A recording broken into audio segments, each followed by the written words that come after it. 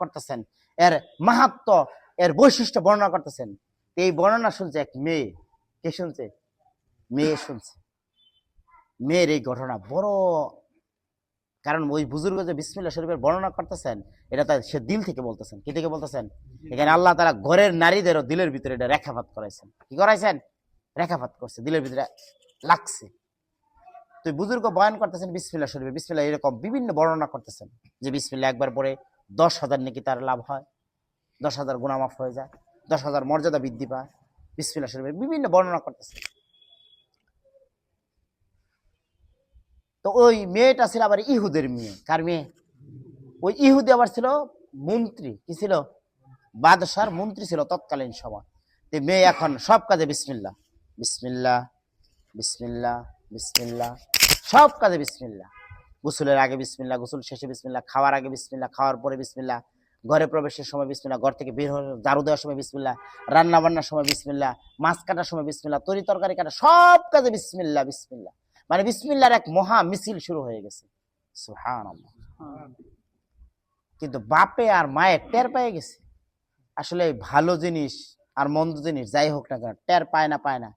একটা লোক খুব ভালো কাজ করে, কেউ জানে না, বলে আল্লাহ তাআলা মানুষকে জানাই দিবেন। কি করে দিবেন? জানাই দিবেন। আরেকটা লোক অন্যায় করে, মন্দ কাজ করে, তারটাও জানা যাবে। তারটাও কি হয়ে যাবে? জানা যাবে। তো আব্বা আম্মা যখন জানছেন, তখন তো আব্বা আম্মা দেখে তাদের নাক কাটা যাবে। বিসমিল্লাহ, আমার মেয়ে ইহুদি, আমি ইহুদি, আমার সন্তান ইহুদি, আমার সবাই ইহুদি, আমরা অমুসলিম, আর মুসলিমের আল্লাহ, আল্লাহর নামে এদের এটা দিলের ভিতরে লেগে গেছে, এদের নাক কাটা যাবে। আসলে নাক কাটাতে যাবে না, বরং নাক কাটা সম্মানিত হওয়ার কথা ছিল, কিন্তু বুঝবুদ্ধির অভাব, কপালে নাই হেদায়েত। তো মেয়েকে বুঝাইছে, মা তুমি এটা বলো না। বলে না না, আমি সব ছাড়তে পারি, আমি বিসমিল্লাহ, আমি আল্লাহর নামে কাজ শুরু করবো, এটা আমি ছাড়তে পারি না। এখন আব্বা মা চিন্তা করছে এটা হত্যা করতে হবে, মেয়ের কি করতে হবে? হত্যা করতে হবে। তো মেয়েরে হত্যা কেমনে করবে? হত্যা তো এমনি সামনে করা যায় না। এখন তো আমাদের দেশে হত্যা করে ফেলায় মানুষ, ডাইরেক্ট গুলি করে হত্যা করে ফেলায়। কিন্তু ওই সময় হত্যা করা তো সহজ জিনিস ছিল না। একটা বিভিন্ন আর আগের যুগ থেকে যারা এরকম সরকারি প্রশাসনের লোক, এদের শয়তানি বুদ্ধি থাকে। কি বুদ্ধি থাকে? ইবলিসি বুদ্ধি থাকে। এই যুগেও আছে না? নাই? আছে, ইবলিসি বুদ্ধি আছে। একটা দিন আপনার ফাঁসাই দিব। আল্লাহ এদের হেদায়েত দান করুন। তো ওই সময় মেয়েকে তার আব্বা, যেহেতু মন্ত্রী, মন্ত্রীর একটা দামি আংটি ছিল। কি ছিল? আংটিটা মেয়ের উপহার দিছে, গিফট দিছে। মনে রাখবেন, আপনি যখন দিনের কোনো কাজে যাবেন, ভালো কোনো কাজে অংশগ্রহণ করবেন, তখন আপনাকে বাহির থেকে বিভিন্ন গিফট আপনাকে উপহার দেওয়া হবে, যাতে কাজ বন্ধ করালে বা আপনাকে কবজা করার জন্য। কি করার জন্য? কবজা করার জন্য। একটা লোক, ভালো লোক, ভালো নেতা, তাকে মেয়ের নিশায় ফেলাবে, মদের নিশায় ফেলাবে, মেয়ের নিশায়, মদের নিশায় ফেলায়া তাকে হত্যা করা হবে। এমনি তারা হত্যা করতে পারবে না, এখানে তার মেয়ের নিশায় ফেলাবে, মদের নিশায় ফেলাবে। এভাবে বিভিন্ন লুফট, বিভিন্ন গিফট আসে। তো ওই মেয়েকে তার আব্বা, নিজের আব্বা হত্যা করার জন্য কৌশল করলেন, কূট কৌশল। কি কৌশল? কৌশল করে তাকে কি দিলেন? নিজের দামি ডায়মন্ডের আংটিটা দিলেন, যে বলেন মা তোমার কাছে আংটিটা দিলাম, তুমি আংটিটা যত্ন করে রাখো। তো বাপের কাছ থেকে যখন আবার আংটিটা নিয়েছে, বলে বিসমিল্লাহ। বাপের গাত্ত জ্বালা শুরু হয়েছে কিনা, নিয়ে রাখছে আলমিরার ভিতরে। ওখানে রাখার সময় কি বলছে? মাশাআল্লাহ। কি বলছে? বিসমিল্লাহ। বললাম না, মহা মিছিল শুরু হয়ে গেছে। বাবা কইতেছে বিসমিল্লাহ যে বলে, এটার একটা ঠাপ তো খাবই। যাক, রাত্রের বেলা তার সরকারি যারা চুর চামটা, এইগুলোর দিয়ে, সরকারি চুর চাপটারে দিয়া ওই হার চুরি করাইছে। কি করাইছে? মেয়ে তো ঘুমাই আছে। এখন সকাল হওয়ার আগেই, রাত্রে, ভোর রাত্রে এই হার নিয়ে নদীতে ফেলাই দিছে। কোথায় ফেলাইছে? পাশেই নদী ছিল, বিশাল সমুদ্র নদী। নদীতে এই পিতা গিয়ে ফেলাই দিছে। কেন? সকালে রাজ দরবারে ডাকবে, আমার হার কই, আংটি কই। তো মেয়ে তো আর দিতে পারবে না, আংটি তো ফালাই দিছে পানির ভিতরে। তখন তার বিচার হবে। বিচার কি হবে? রাজার রাজকুশ থেকে যেগুলো হারিয়ে যায়, মন্ত্রীর যেগুলো দেওয়া হয় রাজ দরবার থেকে, এগুলো হারাই গেলে তাকে ডাইরেক্ট হত্যা, তাকে ডাইরেক্ট কি হত্যার সুযোগ পেয়ে গেছে। কিন্তু আল্লাহর কুদরত, বিসমিল্লাহ বুঝেন না, বিসমিল্লাহ আল্লাহর নাম, এটা কি সাধারণ? আরে খলিফা উমর ইবনুল খাত্তাবের সময় রোম সম্রাট কাইসার ইসলাম গ্রহণ করছেন।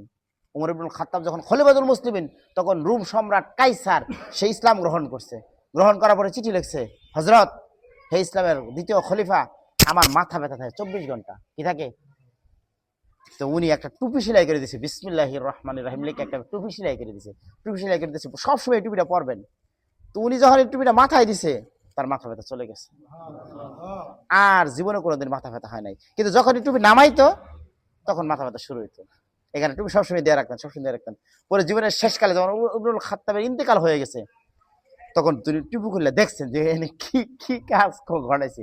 দেখলে বিসমিল্লাহ, কিলা আর কোনো কিচ্ছু না। সুবহানাল্লাহ। এখানে কেউ যদি বিসমিল্লাহ বলে মাথায় এমনি হাতায় দেয়, আদর করে দেয়, তার মাথা ব্যথা আল্লাহর রহমতে চলে যায়। আপনিও দিলে আপনিও হবেন, আপনিও কবিরাজ, সমস্যা নাই। অনেকে আবার এই কবিরাজ যেটা শিরক কয়, বেউকুফ এগুলো। তাহলে নাফা ওষুধ খাওয়া তো শিরক, তাবিজ দেওয়া যদি শিরক হয়, এরপরে ফু ফা দেওয়া যদি শিরক হয়, পানি পড়ার যদি শিরক হয়, তো নাফা ট্যাবলেটটা খাওয়া শিরক। ওটাও একটা মেডিসিন, ওটাও একটা ওষুধ, ওটা একটা বিদ্যা, ওটা একটা চিকিৎসা। বলে ফুফা, এটাও একটা চিকিৎসা, মনে রাখবেন। এলোপ্যাথিও একটা চিকিৎসা, হোমিও একটা চিকিৎসা। হোমিও যদি শিরক না হয়, এলোপ্যাথি শিরক না হয়, তো কবিরাজি শিরক হবে কেন? হ্যাঁ, শিরকি কোনো কথাবার্তা লেখা যাবে না। যাই হোক, এইটা আমার মূল কথা না। তো উমর ইবনুল খাত্তাব রোম সম্রাট কাইসারের মাথায় যে টুপিটা দিলেন, টুপিটার ভিতরে কি লিখে দিলেন? বিসমিল্লাহ। বাস, তার মাথা ব্যথা আজীবনের জন্য সুস্থতা লাভ করলেন। বলতেছিলাম কি, এই মেয়ে আংটি ফলাই দিছে, সকাল হতে না হতেই তার বিচারে কাঠগড়া দাঁড়াইতে হবে, আর একটু পরেই তার ফাঁসির কাজটা কি হবে? জ্বলতে হবে। মেয়ে তো জানেই না আল্লাহর কি কুদরত। নদীতে ফালানোর সঙ্গে সঙ্গে বিশাল এক মাছ খাইছে। আংটিটা কি করছে? মাছ খাইছে। সকাল ভোর হইতে না হইতে জেলের হাতে ওই মাছটা ধরা পড়ছে। বিশাল সুন্দর মাছ, দেখতে অনেক সুন্দর, লাল লাল, এই দিক দিয়ে সুন্দর রেখা, উপরে সাদা সাদা, সাইড দিয়ে কালো কালো, এক সুন্দর অবলীলা, এক সুন্দর প্রাকৃতিক দৃশ্যের মাছ। জেলে চিন্তা করলো, এই মাছ সাধারণ মানুষের কাছে বিক্রি করলে বেশি পাবো না, মন্ত্রী মহোদয়ের কাছে নিয়ে যায়। তো মন্ত্রীর কাছে নিয়ে এসেছি, ওই মন্ত্রীর কাছে, যে মন্ত্রী রাতের অন্ধকারে আংটিটা ফলাইছে। মন্ত্রীর কাছে নিয়েছে, মন্ত্রী মাছ পছন্দ হয়েছে, বলছে এই মাছ নেও, কিনো। কিনছে, বলে মাছ কাটতে দাও। মেয়েরে কাটতে দিছে, মেয়ে কাটতেছে, কাটার সময় দেখে পেটের ভিতর থেকে ওই আংটিটা বেরিয়েছে। মেয়ে আবার বিসমিল্লাহ বলে তার মাছ কাটা শুরু করছে, আবার বিসমিল্লাহ বলে আংটিটা ধুইছে, আবার বিসমিল্লাহ বলে তার ওখানে রাখছে। সকাল হয়েছে, রাজ দরবারে ডাকা হয়েছে। মন্ত্রীকে বলেছে আপনার আংটি কোথায়? ওই ষড়যন্ত্র। তো বলছে আমার আংটিটা মেয়ের কাছে দিয়েছিলাম। মেয়ে আংটি কোথায়? তো বিসমিল্লাহ বলছে, সুকেসের ভিতরে হাত দিছে, নিয়ে পিতার কাছে বিসমিল্লাহ বলে আংটি দিয়ে দিছে। তাহলে বিসমিল্লাহ বরকত আছে না নাই? আছে। এখানে প্রত্যেক কাজের শুরুতে বিসমিল্লাহ বলা, প্রত্যেক কাজের শুরুতে কি বলা? বিসমিল্লাহ বলা। বা দেখেন, বা একটা হরফ, বাকি আল্লাহ তাআলা যখন বাকে প্রথম সৃষ্টি করলেন, বাকে কি করলেন? প্রথম সৃষ্টি করলেন। বাকে যখন প্রথম সৃষ্টি করা